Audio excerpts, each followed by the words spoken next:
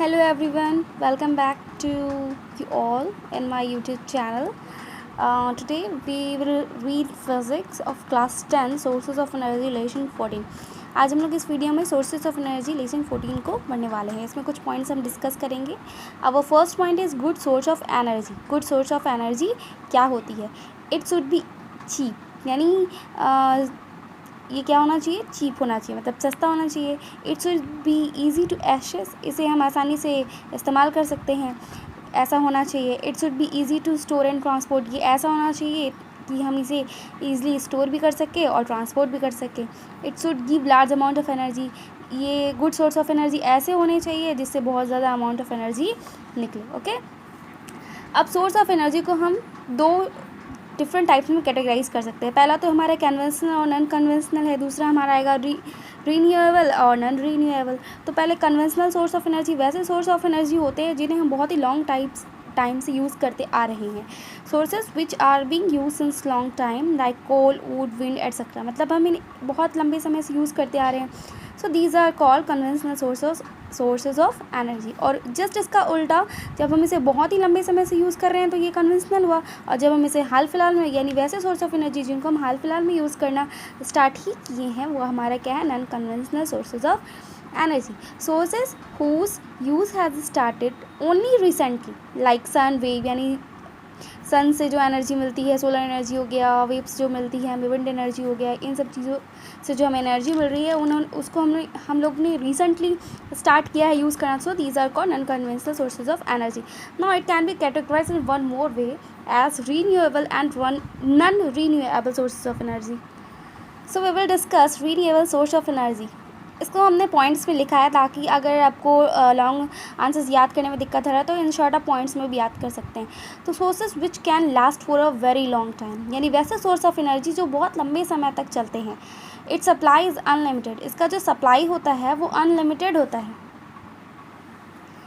These are also called non exhaustible sources of energy. इन्हें हम non exhaustible source of energy भी कहते हैं. एग्जॉस्ट मीन्स होता है ख़त्म होना, नॉन एग्जॉस्टेबल मतलब जो ख़त्म नहीं हो सकता. एग्जाम्पल सन हो गया, विंड हो गया, वेव हो गया, यानी इनसे जो हमें एनर्जी मिलती है वो हमारा रीन्यूएबल सोर्स ऑफ एनर्जी होता है. ठीक है, और ये नॉन एग्जॉस्टेबल होता है, मतलब ये जल्दी ख़त्म नहीं होता.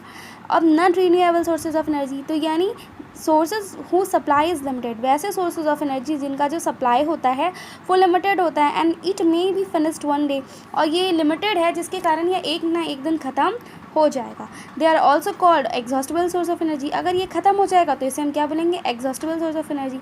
एग्जाम्पल कोल हो गया, पेट्रोलियम हो गया, एट्सेट्रा. अब हम कन्वेंशनल सोर्स ऑफ एनर्जी के कुछ पॉइंट्स को डिस्कस करेंगे, इसके अंदर क्या क्या आता है. हमारा फर्स्ट पॉइंट है फ्यूल. इसको हिंदी में ईंधन कहा जाता है. These are source of energy which keep heat on burning. ये वैसे सोर्स ऑफ एनर्जी होते हैं जिनको जलाने से क्या आता है? हीट. अब हम क्या जलाएंगे जिससे हमको हीट आएगा? तो कोल हो गया, ऊट हो गया, पेट्रोलियम हो गया, इन सब चीज़ों को जलाएंगे तो उससे हमको क्या मिलेगा? हीट मिलेगा.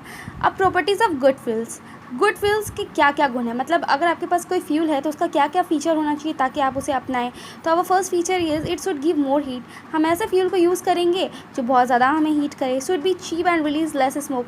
ऐसे फ्यूल को यूज़ करेंगे जो चीप मतलब सस्ता हो और जो कम स्मोक निकाले. शुड बी ईजिली अवेलेबल, ये आसानी से हमारे पास उपलब्ध भी हो जाना चाहिए. And it should also be safe, और ये सेफ़ भी होना चाहिए. Should be easy to store, should left less S.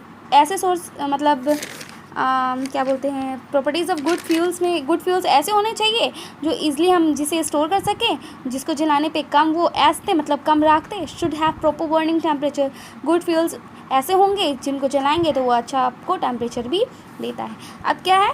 Fossil fuels. These fuels are formed from remains of dead plants and animals under the earth crust due to excessive pressure and temperature for millions of years. यानी ये ऐसे fuels होते हैं जो plants और animals के dead remain से बने होते हैं. मतलब पृथ्वी के अंदर एक्सेस प्रेशर और एक्सेस टेम्परेचर के कारण हज़ारों लाखों साल तक प्लांट्स और एनिमल्स की जो डेड रिमेन्स होते हैं उन्हीं से ये क्या बनते हैं?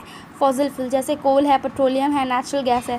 ठीक है, it is the most commonly and widely use source of energy. यानी ये आपका फॉसिल फ्यूल्स जो होता है ये ज़्यादातर लोग इसी का यूज़ करते हैं. As it is non renewable so it must be use carefully. क्योंकि हम जानते हैं कि जो फॉसिल फ्यूल होता है वो नॉन रीन्यूएबल है. ठीक है, मतलब इट इज़ लिमिटेड, तो इसलिए हम इसका क्या करते हैं? कम यूज़ करते हैं और थोड़ा सा ध्यानपूर्वक यूज़ करना चाहिए, जितना ज़रूरत है उतना ही करना चाहिए।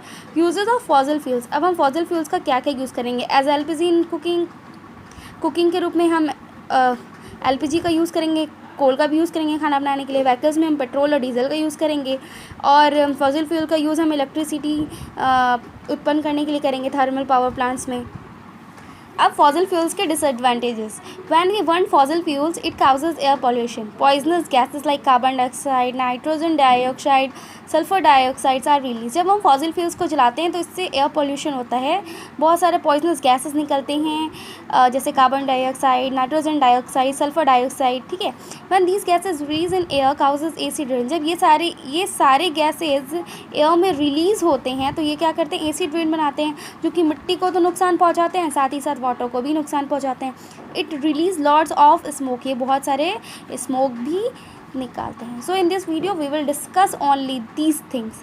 इस वीडियो में हम लोग बस इतना ही डिस्कस करने वाले हैं।